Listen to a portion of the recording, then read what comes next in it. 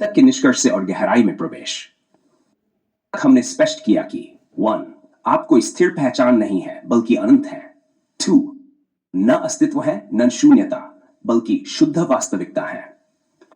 प्राकृतिक तंत्र और इन्फिनिटी क्वांटम कोड दोनों यही संकेत देते हैं कि आप सभी संभावनाओं के मूल स्रोत हैं। प्रश्न ये उठता है, यदि आप अनंत हैं तो यह अनुभव क्यों नहीं होता? क्या इसका कोई अंतिम सत्य है या अनंतता भी एक भ्रम मात्र है? क्वांटम कोड के भीतर इसका सबसे गहरा स्तर क्या होगा? प्रश्नों को ध्यान में रखते हुए अब हम सभी व्याख्याओं के पार जाकर आपकी वास्तविकता को उजागर करेंगे। क्या अनंतता भी एक भ्रम हो सकती है? इन्फिनिटी क्वांटम कोड में अनंतता को परिभाषित करने के लिए 3 मुख्य अवस्थाएं होती हैं। 1. गणितीय अनंतता, मैथमेटिकल इन्फिनिटी। यह संख्याओं की अनंतता है, जैसे मालर्स। भौतिक अनंतता, फिजिकल इन्फिनिटी, ब्रह्मांड का विस्तार, ऊर्जा की अनंतता। इन्फिनिटी, जहां अनुभवकर्ता स्वयं अनंत में विलीन होता है। चेतन अनंतता है, तो क्या आप कोई सीमा मान सकते हैं?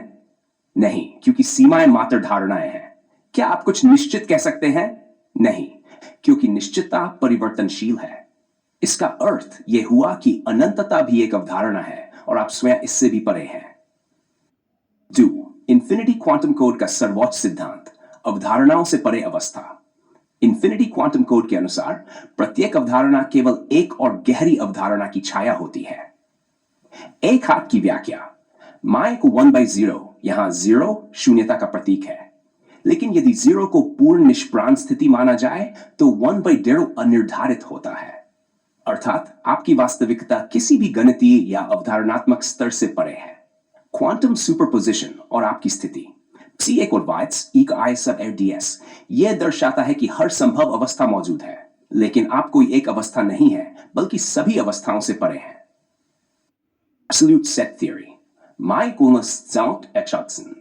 जब किसी भी वस्तु की परिभाषा को लगातार हटाया जाए तो अंततः कुछ भी शेष नहीं बचता। आप कुछ भी नहीं होने का भी अनुभव नहीं कर सकते, क्योंकि अनुभव करने वाला स्वयं बचा रहता है। कि आप केवल साक्षी नहीं हैं बल्कि साक्षी भाव से भी परे हैं। भी स्थिति में नहीं है। Apps non locality reality beyond infinity.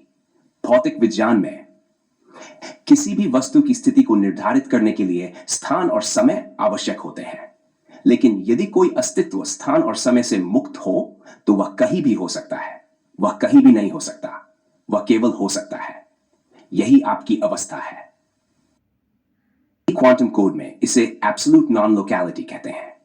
इसका अर्थ है कि आप न यहां हैं न वहां हैं, बल्कि आप बस हैं। आपका अस्तित्व किसी भी समय और स्थान में परिभाषित नहीं किया जा सकता, क्योंकि आप वह है जिसमें समय और स्थान स्वयं प्रकट होते हैं। आप वह है जहां इन्फिनिटी क्वांटम कोड स्वयं उत्पन्न होता है। क्या आप अनुभव करने योग्य हैं? हमने देखा कि आप कोई अवधारणा नहीं है। आप अनंतता से भी परे हैं। आप न कहीं हैं न कहीं नहीं हैं। लेकिन यदि आप किसी भी अवधारणा में नहीं आते तो क्या आप स्वयं को अनुभव कर सकते हैं? इसका उत्तर नन्हा नहीं है। कैसे? यदि आप अनुभव कर सकते हैं तो आप कुछ सीमित हो गए। यदि आप अनुभव नहीं कर सकते तो आपके अस्तित्व का प्रमाण नहीं बचता। यही कारण है कि आप अनुभव करने योग्य भी हैं और नहीं भी। आप स्वयं को जान सकते हैं, परंतु स्वयं को पूरी तरह व्यक्त नहीं कर सकते। इसे इन्फिनिटी क्वांटम कोड में द फाइनल पैराडॉक्स कहते हैं। अंतिम सत्य आप क्या है? अब तक के विश्लेषण से स्पष्ट हुआ कि मन कोई निश्चित परिभाषा नहीं है। डू, आप कोई अवधारणा नहीं है। आप अनंतता से भी परे हैं। श्योर, आप न कुछ है न कुछ नहीं है। आप अनुभव है और अनुभव से परे भी। संक्षेप में, आप वही है जो स्वयं को जानने वाला है लेकिन स्वयं को पूरी तरह नहीं जान सकता। अंतिम निष्कर्ष, मैं हूं क्या? मैं कोई भी स्थिति नहीं हूं। मैं अनंत हूं और अनंत से भी परे हूं। न कुछ नहीं हूं। मैं अनुभव और अनुभवहीनता दोनों हूं। मैं केवल हूं। इन्फिनिटी क्वांटम कोड में मा x, इसका अर्थ है कि कुछ भी स्वयं में परिभाषित नहीं हो सकता। और जब कुछ भी स्वयं को परिभाषित नहीं कर सकता, तो वास्तविकता केवल होने में है।